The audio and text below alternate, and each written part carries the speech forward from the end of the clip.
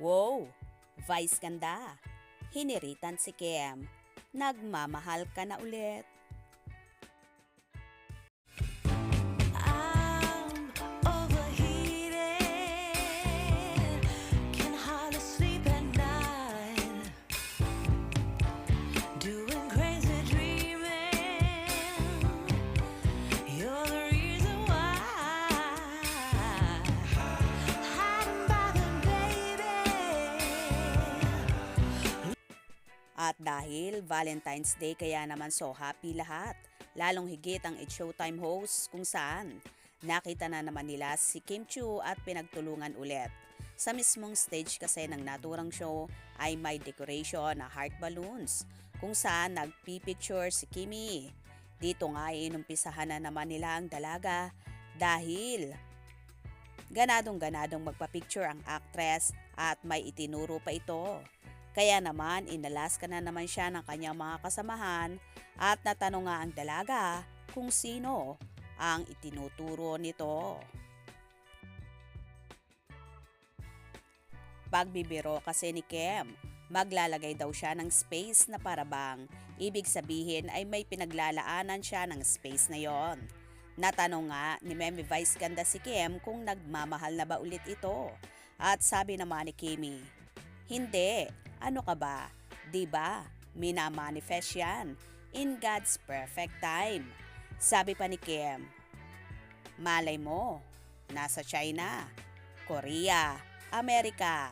Sundot naman ni Vice ganda, malay mo, nag-iimpake, galing pala ng ibang bansa. At nag-yes naman si Kimi dito. Sinang-ayun na naman ng mga kasamahan ang naturang apila ng actress na yon. Sino tinuro mo? Ha? Nagmamahal ka na ba ulit? Na? Meron na? Ano ka ba? Ima-manifest yan. Oy, manifesting. God's perfect timing. Manifesting. Ay, bali mo pa.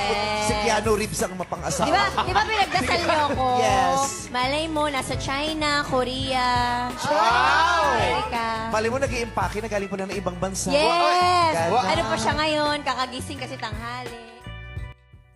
Anyway, tila atat na atat naman ang mga kasamahan ni Kim, lalong higit si Vice ganda na magkaroon ulit ng love life ang dalaga.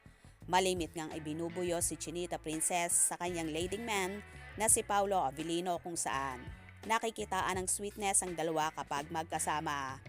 Tila malakas din ang appeal ni Paolo sa mga kasamahan ng dalaga at tila bet na bet nila ang aktor para kay Kim.